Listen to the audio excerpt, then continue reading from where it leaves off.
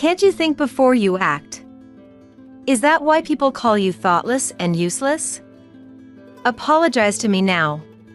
And it better be a sincere apology. When my husband talks to me like this, I have no choice but to comply. If I talk back, we will end up in a big fight, and it might lead to divorce again. I learned from my last divorce that a woman must not defy her man. So, in my next marriage, I thought I should be more submissive. But deep down, I knew that was wrong. I don't want to make the same mistake twice. This time, I'll find my happiness. That's what I thought. My name is Jory, and I'm a 35-year-old stay-at-home wife. After failing in my first marriage and going back to being single, I vowed not to make the same mistakes and have been living quietly. Thanks to my hard work, I met Brown and we got married. I'm often looked down upon, but it's better than my previous marriage, which was full of fights. I just live quietly, day by day. Brown is an energetic man, confident in himself, and a bit overbearing, maybe because he's 2 years older than me. You're a housewife, so you should make sure I can relax at home since I'm the one who's earning. That's what a wife's job is. Why did you put away the remote? Leave it where I sit. You're really useless. He often complains, or, you need to work on being more attractive. Even if it means faking youth, make an effort to look younger than your age with makeup. He criticizes my appearance constantly. These were issues in my previous marriage too, and back then, I would talk back to my ex-husband, resulting in big fights. Now, my thinking has changed, and I've decided to keep smiling and nodding without talking back. That's what I endure now. Marriage is all about patience. That's what I believed at the time. If I couldn't endure, I wouldn't find happiness. In this marriage, I've been pretending to be less intelligent than I am.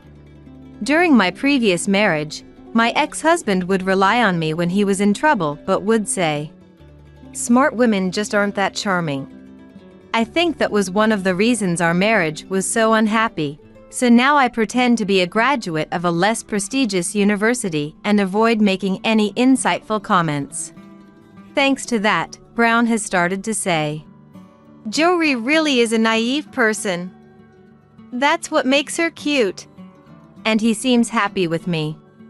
To be loved as a woman, I've learned that intelligence isn't necessary.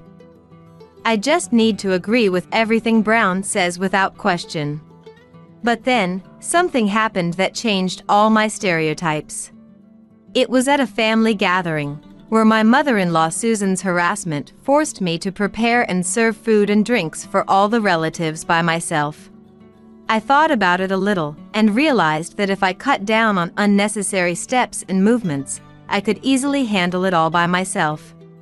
While simmering the dishes, I served the ones that didn't require cooking and provided drinks, using all 3 burners and managing everything alone. Just when I was about to finish cooking, Brown's sister Keely came over with a worried look and said, "Jory, Mom says she's sorry. Are you okay?" "I'll help you. It's almost done, so it's okay." "What? Almost done? Have you worked in the culinary industry or something?" "I worked really hard, and before I knew it, everything was done. I must be a genius." Ahaha. Pretending to be foolish isn't as easy as it seems. I've been imitating what someone who used to get yelled at for bad test scores in school said, somehow managing to cover it up. But just because someone has bad test scores doesn't mean they're not intelligent, so eventually, a mistake will be made. Pretending to be ignorant and not using my brain, telling myself that I'm stupid, only then can I become a wife that Brown approves of. But Keely saw right through my act. Even though she's 6 years younger, she spoke to me with more maturity than Brown and comforted me with kind words. "Jory, don't push yourself. If you're struggling, it's okay to say so.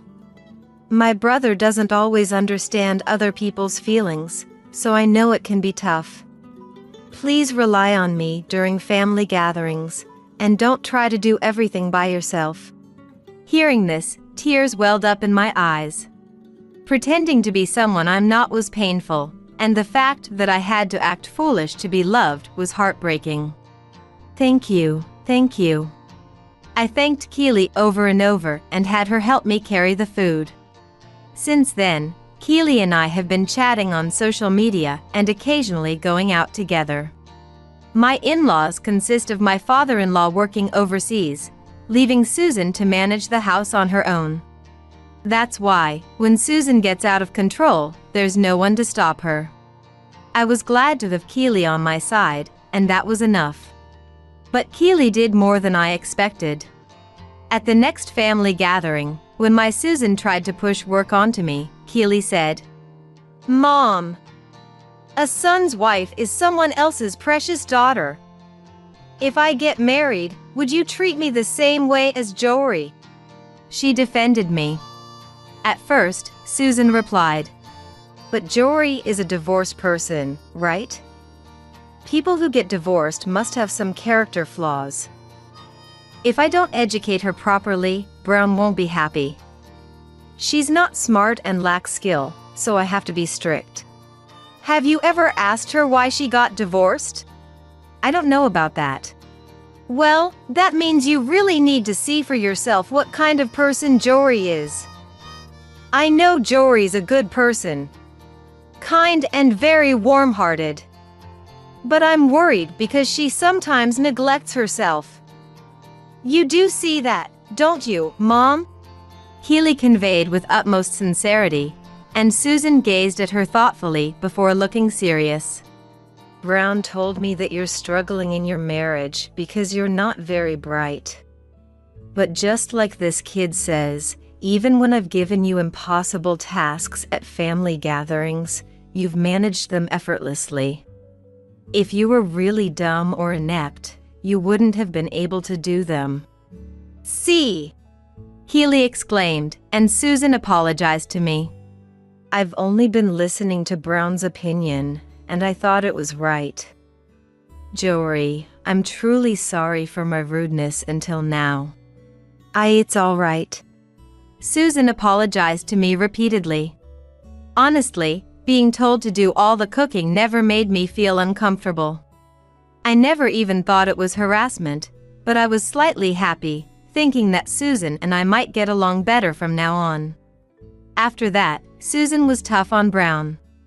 Stop complaining about Jory and start making an effort to be a good husband that matches her. Brown was initially downcast by this, but it seemed to have wounded his pride. When he got home, he glared at me and yelled, "What did you tell Mom? Really, having a dumb wife is a pain." I didn't say anything. Even if Susan says something, just be yourself. I told her that you've always treated me well at family gatherings. My bewildered response only made Brown angrier. Huh? You're saying you lied to me? So, you don't really like me? No, I'm always grateful. Thanks to you, I, with no education and not very bright, can live. When I pleaded like this, Brown smirked with an eerie smile. Oh really? Then you'll do whatever I say, right? Yes, I'll do anything. Then, because you messed up and I got yelled at by Mom, you'll get no allowance as punishment. I've been giving you $100 a month, but it'll be $0 now. If you want it back, just think about pleasing me every day. Brown said that and retreated to the bedroom. Alone, I felt disheartened, muttering, was this marriage a mistake? Being prone to logical thinking, I tried to figure out what went wrong and how to do better next time. But I didn't really understand why Brown got so angry. If Susan scolded him, it was his fault, not mine. I couldn't quite grasp Brown's way of thinking. Anyway, even without an allowance, I wouldn't be in trouble since I had nearly $10,000 saved up from before marriage. I didn't want to please Brown, so I continued to live as I had been. However, suddenly, for some unknown reason, Brown grabbed my arm, forced me to sit on the floor, and said, "Can't you use your head more? This is why people call you thoughtless and useless. Apologize to me. Deeply apologize to me." I didn't understand why Brown was so angry, and I apologized, humiliated by the situation. "I'm sorry. I'm not bright enough to understand why you're angry, Brown." "Really, you're the worst, incompetent woman. Don't sleep sitting like this all night. Figure out why I'm angry by morning," Brown said, then brought his phone charger into the living room and started charging his mobile phone. At first, I didn't understand what he was doing, but after he propped the phone with its back facing me, I heard a click sound. "I'm recording you to make sure you don't move or sleep. You don't have a job since you're a stay-at-home wife, so staying up all night won't be an issue, right? But don't slack off on tomorrow's chores, or I won't forgive you," Brown said, and then went to the bedroom alone. I was a mess of disappointment, disbelief, and anger toward Brown. Regret surged within me, wondering why I had married such a man. I remembered that something similar had happened in my previous marriage. It wasn't that bad, but it seemed like my ex-husband also had a feeling of wanting to control me, and wanting me to obey him at all costs. With that thought, the reasons for my failed marriages, both my previous one and the one with Brown, became clear. It was my poor judgment in choosing men. I became angry at my past self for not coming to this conclusion earlier. Choosing a man so similar to the last one, wasn't I just failing to learn from my previous mistakes? Once I understood that, the only thing left was a feeling of wanting to end this marriage, which was neither enjoyable nor anything else. All that's in me now is a resolve to absolutely divorce him. I stood up, took Brown's mobile phone, and stopped the recording. I sent that video to my own mobile phone, edited it into a 2-hour clip of me just sitting still, sent it to Brown's mobile phone, and put it back in its original place. Then I lay down on the sofa and woke up at 6 in the morning, hearing Brown rustling in the bedroom, and I went back to the floor. Brown seemed satisfied that I was sitting on the floor, but was shocked that the screen on his mobile phone had gone dark, and the video had stopped after about 2 hours. Did you do something to the video?" Brown was making a fuss, but I pretended to know nothing, saying, "Huh? I didn't do anything. I don't really understand mobile phones." Then Brown seemed a little calmer and said, "I'm sorry about yesterday.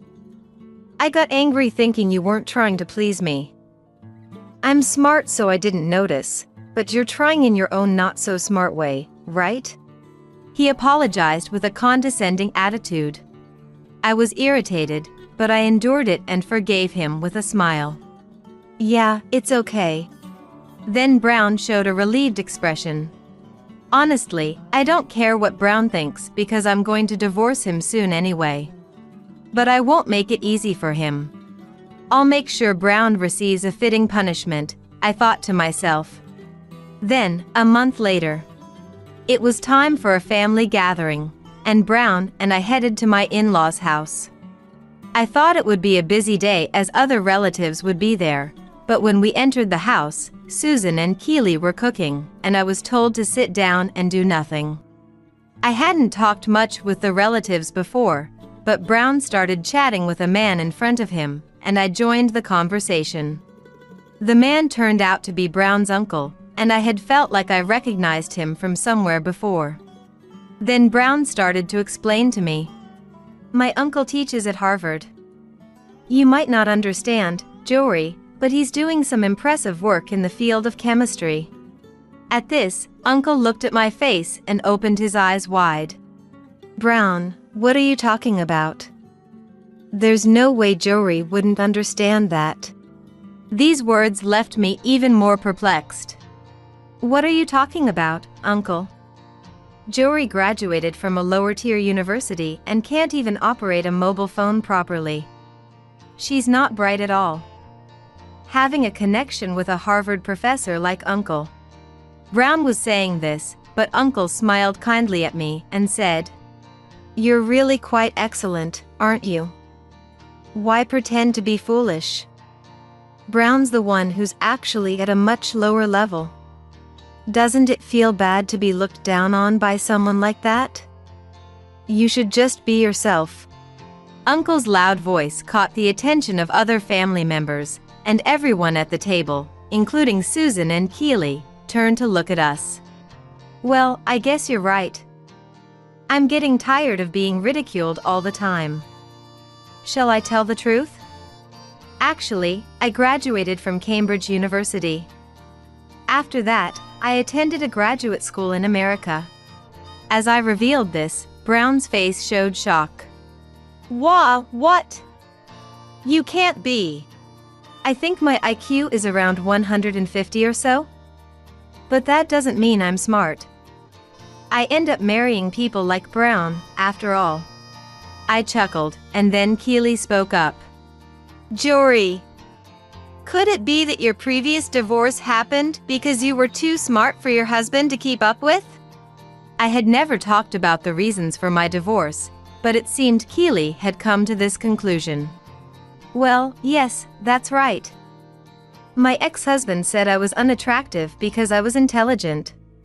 He kept saying women should be quiet and do housework, and only serve their husbands.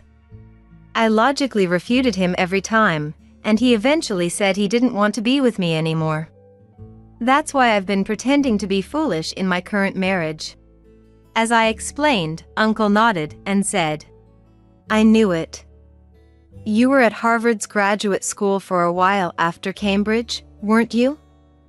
I thought I recognized you. I was surprised and said, I was there for only about a year before moving to another graduate school, but you remember well.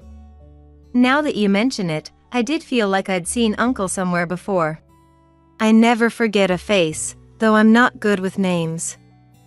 Besides, you were famous in the university for being both smart and beautiful. I thought you looked familiar, and indeed, it was you. Uncle began to laugh proudly for some reason, while Brown's face turned pale and rigid. Seeing this as a good opportunity, I said, By the way, there's something I want to show everyone. I took out my mobile phone and played a video.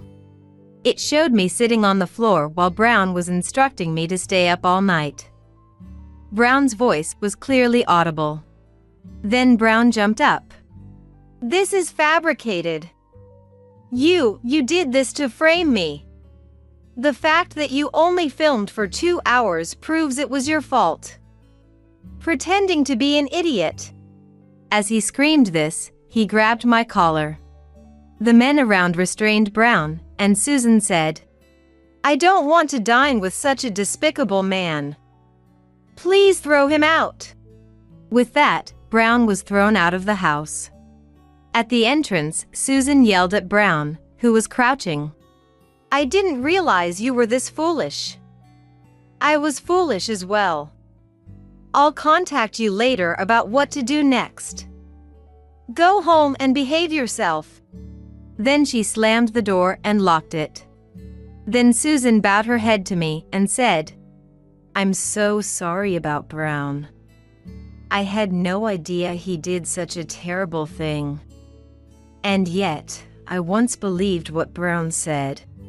She covered her face with her hands and started crying. Keely and I supported Susan's body. Susan isn't to blame, right? It's okay. I've already forgiven Susan a long time ago. I reassured Susan and kept repeating that until she finally recovered, put on a smile, and said, The food's getting cold, let's eat together. We all returned to the living room. Afterward, I had conversations with Uncle about his university research, and we had enjoyable chats with other family members. Then, I divorced Brown. Brown said he didn't want to be with a woman like me, so the divorce and property division went smoothly. At the end, when I showed him the passbook with $10,000 in savings that I had saved before marriage, Brown made an incredibly frustrated face and said, "I should have been kinder even though I thought you were not smart. I'm sorry, you won't forgive me anymore, will you?" "I'm sorry." He regretted and apologized, but it was too late now. I ended my relationship with Brown without listening to his words. Afterward, it seems Brown was disowned by Susan and cut off by Keely. He sought help from relatives, but no one paid attention to him, and he is living a lonely life. Since then, I have found a job and am working hard. Who came up with the idea that a woman's happiness is in marriage? I can live happily without getting married, and now I can focus on what I want to do. This is when I can be myself the most. Although I divorced Brown, I have built a good friendship with Keely afterwards. I plan to never forget being myself and occasionally meeting and spend fun times with those I want to get along with. One day, when I went outside to hang the laundry, I noticed the sky filled with clouds common in autumn, showing the season's full arrival. Thinking to myself, looks like it's going to be another hot one today, my gaze inadvertently drifted towards the separate building on our property. We have this other building within the same lot where my son Alan, his wife Stephanie, and their son Ridley, a family of 3, live. Stephanie, who resides in that separate building, seems to have a habit of taking toiletries like toilet paper, detergent, and shampoo every time she comes over. Worse, I suspect she's been quietly taking money from my purse as well. Without ever catching her in the act, I had no solid proof and thus couldn't confront her. As our living expenses dwindled, I decided to take up a part-time job. I've even tried discussing Stephanie's actions with Alan, but he wouldn't take me seriously. So, we planned a meeting with Frederick, my husband who's away on a solo assignment and returns home once a month, along with Alan and Ridley. Stephanie would join us later, it seemed. I mentioned that money was missing from my purse, but... Are you saying Stephanie did it? Come on, enough with the jokes. Then, Frederick quietly placed his mobile phone on the table, showing us a video from the surveillance camera we had installed at home. In the video, within a brightly lit corner of our living room, Stephanie was seen finding my purse, taking out a few bills, and then placing the purse back into the bag. Alan was shocked. But I've been giving her enough for living expenses. Why would she? Are you still oblivious to what's happening? Realizing what I meant, Alan stormed out, filled with anger, ran straight to the separate building, and brought Stephanie back with him. Faced with the video evidence, Stephanie's face turned pale. My name is Michelle, a 60-year-old housewife. Frederick, currently on a solo assignment, returns home about once a month. We're both past the midpoint of our lives, hoping for a peaceful existence, but it seems that's not so easy to achieve. When Frederick's solo assignment was confirmed, he confided in me with a hint of disappointment. Michelle, I've been assigned to a solo project, so from next month, I'll be living on my own. A new branch is opening, and they want me to oversee the staff there. Frederick has always been like a reliable older brother at work, respected for his caring nature. This extended beyond his professional life into our home. When our son Alan was born, Frederick eagerly took on tasks like feeding and changing diapers. Even without taking paternity leave, he spent his holidays and summers napping with Alan, taking him to the park, and helping him with his studies as he grew older. It's rare to see Frederick looking so downhearted. Don't be so hard on yourself. You'll be back before you know it, right? I had assumed he would return in about 2 to 3 months. The thing is, I don't know how long it will be. Crossing state lines means I won't see you often, Michelle. I might only come home about once a month, and I'm worried about you. I wondered why he was worried about me. Then I remembered. I had recently undergone surgery for my chronic condition, and he was probably concerned about that. It's okay. Alan and his family are in the annex. If anything happens, I'll call. Alan, Stephanie, and their son Ridley live in the same property but in a separate building. Alan got married 6 years ago and lived in an apartment for about 2 or 3 years before having to leave due to the landlord's circumstances. Apparently, they had looked at other places, but Stephanie rejected all of them, ultimately asking if they could live in the family home. Frederick was reluctant to agree at first, resisting the idea. Alan, you know Michelle has been ill. I don't want to put too much strain on her, so I'm against it. Though he initially turned them away, a desperate Alan came back when eviction was less than a month away, saying, Dad, please, we won't be any trouble. Just let us stay in the separate building. Perhaps changing his mind over time, Frederick agreed to let Alan's family live in the separate building. He later told me he felt it was safer than leaving me alone. 3 years have passed since then, and they show no signs of moving out, still living in the separate building. Trying not to worry Frederick, I assured him brightly, I'm doing fine. The surgery went well, and I'm taking my medication regularly. We should also install a surveillance camera. The new ones are really good, even come with temperature sensors, could be useful for preventing heat stroke. You worry too much. I laughed, and the night went on with such conversations. Frederick indeed installed a surveillance camera later, linking it to an app on his mobile phone. Though surprised at first, I quickly got used to it since it was placed high up. A week later, Frederick left with a heavy heart, and now I live alone in our too large house. However, I've kept something from Frederick that's been bothering me. It's about Stephanie. Despite being a housewife, she often leaves Ridley at home and goes out. I could understand if it was for occasional lunches with mom friends, but does it happen too often? Also, whenever she comes up to the house with Ridley, she always seems to take something with her, which has been a source of worry. Michelle, I'm taking some toilet paper with me, okay? At first, I didn't mind much as it was just small things, but gradually it escalated to detergent, shampoo, body wash, and even dishes at one point. Though she did return the dishes, it was still odd.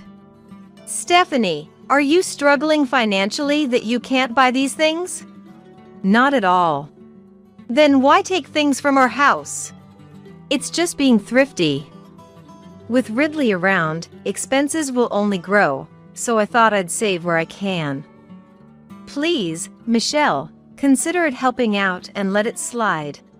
She said this without a hint of shame, waved, and left again. Always dressed stylishly, talking about going to the spa and getting her nails done, is she really saving money?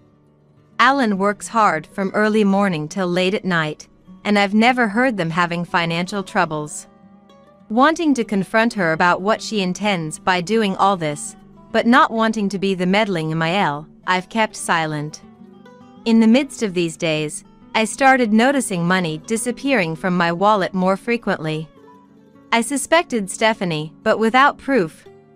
Time just kept passing without catching her in the act. One day, stepping outside to hang the laundry, I saw clouds typical of autumn, signaling the season's full presence.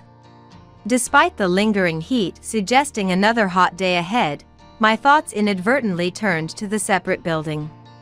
Since then, surprisingly, I've never actually seen Stephanie taking money. Though I've started to doubt it was her, whispers from the neighbors have begun to reach me, sharing not so flattering rumors about Stephanie's flamboyant appearances around town and sightings with younger men. I was skeptical. Sure, she dresses fashionably, but I've only ever seen her in outfits you'd find in fashion magazines, and she doesn't strike me as someone who would have an affair. Even when she's in the annex, sometimes in pajamas, I just couldn't picture Stephanie gallivanting around.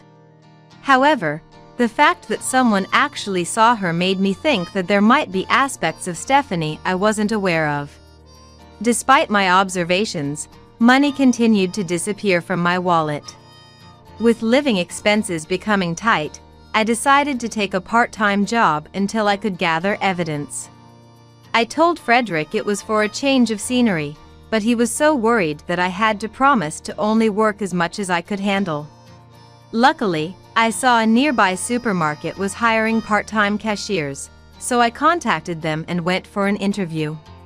I had consulted with Alan about it, but on the day before I was set to start, I told him, "Alan, I'm starting a part-time job next week." "Why?" "You've just been discharged from the hospital, and you're still recovering, right?" "It's just for 3 days a week. I'll be fine." More importantly, it's about Stephanie. I decided to take a chance and talk to Alan about Stephanie's behavior, thinking he might say something that could lead to a change. "Did something happen with Stephanie?" "Recently, she's been taking household items like toilet paper and shampoo." "Are you guys struggling with finances?" But Alan was indignant. "That's not true. I give her money every month, and she manages it. She used to work in accounting, so she's good with managing our budget." "Is that so?"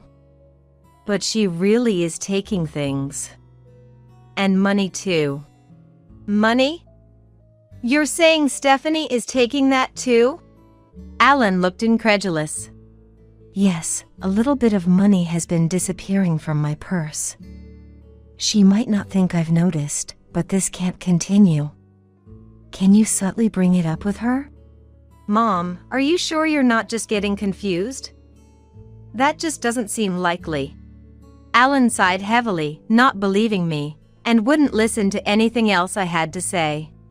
The next day, I informed Stephanie about my part-time job and explained that it would be difficult for me to look after Ridley as much. This happened just as Stephanie came over, wanting to leave Ridley with me. She looked annoyed and complained, "Then who's going to take care of Ridley?" "Stephanie, I'm going to be clear. Please take care of your own child. Why do you always leave Ridley with me and go somewhere? Where are you going?" When I stood firm, Stephanie clicked her tongue and glared at me. "Fine. I won't ask you anymore." She didn't answer my question and took Ridley back to the annex. I was left sweating from the tension, but from that day on, Ridley came over by himself. "Granny, let's play." I sighed and let Ridley in, taking care of him. Stephanie went out again today. And let Ridley in, taking care of him. I hoped that starting my part-time job might lead her to reconsider her actions. With that faint hope, I spent the week. Then came the first day of my part-time job, working from 10 a.m. to 3 p.m. Having been a housewife for a long time, I was nervous about returning to work after such a break. Even though it was just a cashier job, there was a lot to learn and do. I found myself gripping a notepad and pen, being taught by a young girl, an employee there. She was in her 20s, much more put together than me, and efficiently explained things like the loyalty card system and how to operate the self-checkout machines. I felt overwhelmed.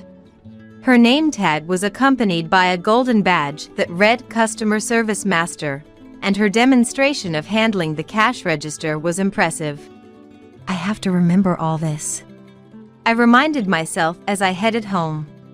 Searching for my house keys, I noticed Ridley standing in front of my house, which made me approach him curiously. Without realizing my prior thoughts had vanished, I called out, "Ridley?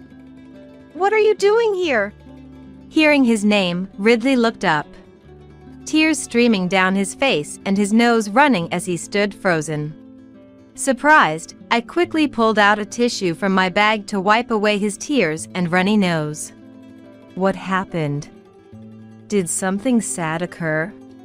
Ridley had apparently been waiting here all day for me to come out of the house.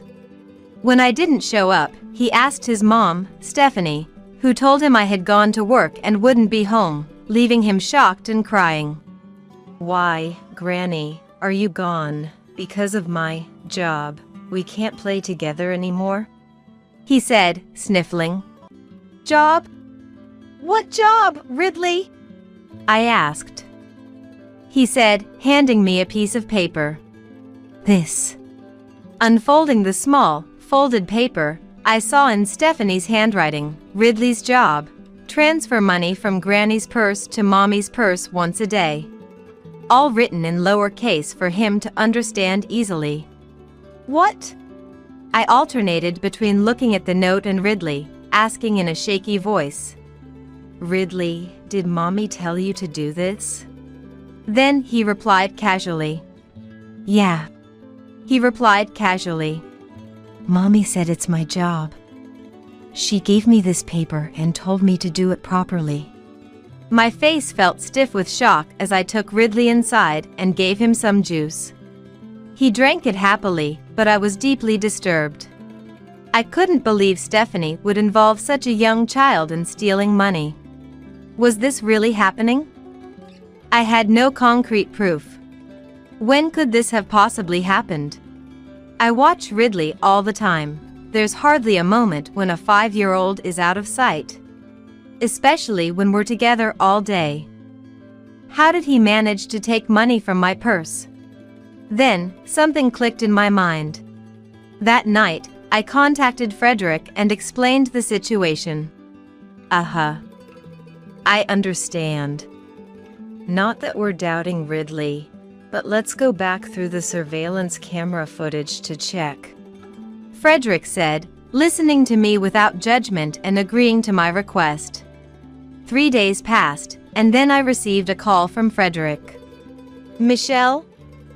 I've found something serious. What? I felt a tightening in my chest. As it turned out, Ridley was indeed the culprit, but more shocking was the footage of Stephanie teaching Ridley how to take money from the purse. Though we hadn't informed her about the surveillance camera, the idea of stealing money in broad daylight, without any attempt at concealment, was outrageous. I was planning to come back this weekend anyway. This is wrong. We need to talk to Alan and Stephanie. Yes, we do.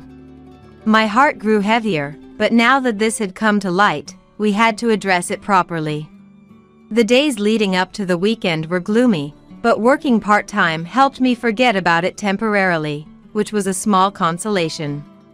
When the weekend came, a typhoon was expected to hit directly, but it veered west, sparing our area and resulting in clear skies. However, despite the sunny weather, there was a storm brewing inside our house. Frederick caught an earlier train than usual to come home for the discussion. Looking a bit tired but also visibly angry, indicating a stormy day ahead. Immediately upon arriving, he went to the annex to summon Alan and Stephanie urgently to our house. However, only Alan and Ridley came. Sitting across the living room table from us, Frederick and I faced Alan and Ridley. Alan, where's Stephanie? I told you to ask her to come as well. She said she'd come later. Alan responded vaguely, under the heavy atmosphere. It was as if the ice in the glass beside him laughed at his uncertain answer, clinking loudly. I wanted to talk to Stephanie, actually, to Stephanie most of all. But fine. Alan, it seems Stephanie has been taking things from the house quite often. Alan seemed to recall something. I heard about that from Mom before. But it's not like it happens that often, right? And Stephanie said she got those things from Mom. But what she took wasn't given out of goodwill. She insisted on taking them, saying we should save for Ridley's future expenses. That's not the same as offering assistance. What? Stephanie doing something like that? And about the money being taken from my purse. You're saying Stephanie did that? Stop joking around. Then, Frederick placed his mobile phone on the table, quietly showing the evidence. It's no joke. There's footage of Stephanie instructing Ridley to steal money, and of Ridley taking money from Michelle's purse every day. Alan was stunned by the footage. In the video, Stephanie was seen rummaging through a bag in a brightly lit corner of the living room, taking a few bills from the purse, and instructing Ridley on how to do it, showing him the money before putting the purse back. The fragmented conversation suggested she was telling Ridley to take this amount from Granny's purse. Ridley nodded vigorously, understood, and was then embraced tightly by his mother. Alan was speechless, just staring at the screen of Frederick's mobile phone. This is from the surveillance camera I installed because I was worried about Michelle's health. I never imagined it would reveal something like this. There's also footage of Ridley taking money from the purse. Frederick switched the video to another scene, showing clearly when Ridley had been taking the money. When I got up to take my medication for my chronic condition, Ridley was rummaging through my bag and swiftly took money from my wallet. The medication time was fixed, so even young Ridley could easily catch the timing. I trusted you. It's the lowest of the low to involve an innocent child in your crimes. Shame on you. Frederick, normally not one to anger easily, spoke with a voice filled with fury. Alan shivered, and Ridley was frightened by his tone. I give enough for living expenses, so why? Why did you do this, Ridley? Confused, Ridley answered. Mommy said her job is to spend money on people she likes, and that's why it's not enough. People she likes? Yes. Mommy always dresses up and goes out somewhere. But I can't go with her. So, I stay home with Granny. Alan looked at Ridley with a puzzled expression, as if wondering, what does that mean? Is she cheating? Are you still not seeing it? Alan caught on to my words and stormed out of the house with a furious expression, heading straight for the annex. Soon after, he came back dragging Stephanie along. Ouch, that hurts. Let go! Stephanie protested, while Ridley looked confused and close to tears, not understanding what was happening. Stephanie, what's this about? Explain yourself. Even though Alan provides enough for living expenses, why would you steal money from Mom's purse and even involve Ridley? Surprised, Stephanie looked at Alan, as if she couldn't believe he knew. What are you talking about? Do you have any proof I did such a thing? She said, assuming there was no evidence, but Alan showed her the video on Frederick's mobile phone. This is the proof. You had Ridley do it, too. Where have you been going during the day, meeting some man? Stephanie turned pale upon seeing the video. She eventually admitted, not to an affair, but to obsessively following a fandom. I'm sorry. It was supposed to be just for fun. Being alone with Ridley all day was suffocating, and living so close to Michelle was stressful. I just wanted a change of pace, just once. However, that just once turned into a frequent escape, and she became deeply involved. I wanted to have fun too. I needed money for that. I wanted money to support the idol I'm a fan of. I couldn't work because of Ridley, and the allowance from Alan was never enough. But stealing money from Mom's purse, that's just like being a thief. I'm sorry. I won't go anymore. I'll stop going to the fandom. I'll return the stolen money. I'll change, please forgive me. Stephanie begged Alan through tears, but he was too filled with anger to listen. No. Absolutely not. I want a divorce. How could you? She clung to him, crying until the end, but Alan remained firm and later presented her with divorce papers. I had been keeping a note of the amount of money lost, which I used to create an invoice for her. Is it really that much?" She was surprised, but surely she was not unaware. She even tried to negotiate to lessen her burden, but I refused to budge, declaring I wouldn't accept anything less. "Stephanie, you should be thankful I'm not filing a police report. You've committed theft repeatedly, even against family. You'd be arrested immediately." With those words, she fell silent and left, biting her lower lip. Additionally, Alan demanded compensation from Stephanie during the divorce proceedings. A colleague who had recently gone through a divorce recommended a good lawyer. Thus, Stephanie ended up owing not just a repayment to me, but also compensation to Alan. Surprisingly, even amidst such turmoil, she couldn't quit her fandom activities and was rumored to be tens of thousands in debt. It's unclear what drove her to this point, but financial difficulties seemed inevitable. As for me, without the need for part-time work, I quit the supermarket job and now spend my days relaxing at home. No one lives in the annex anymore. Instead, Alan and Ridley have moved into the main house's second floor. Alan won custody of Ridley. Life didn't change much, with me watching Ridley while Alan worked during the day, but at least I no longer worried about theft. Ridley is nearing the age for preschool next year.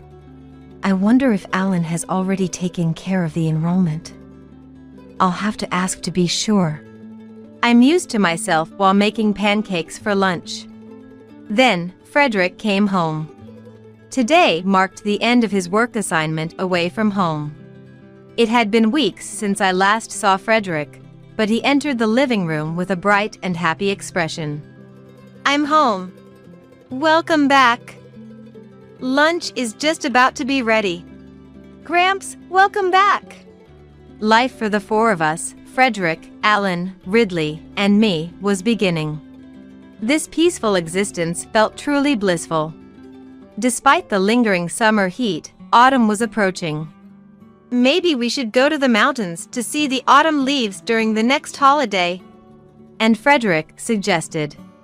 Always eager to play with the kids, I couldn't help but smile at his enthusiasm, and I started to make another pancake for him.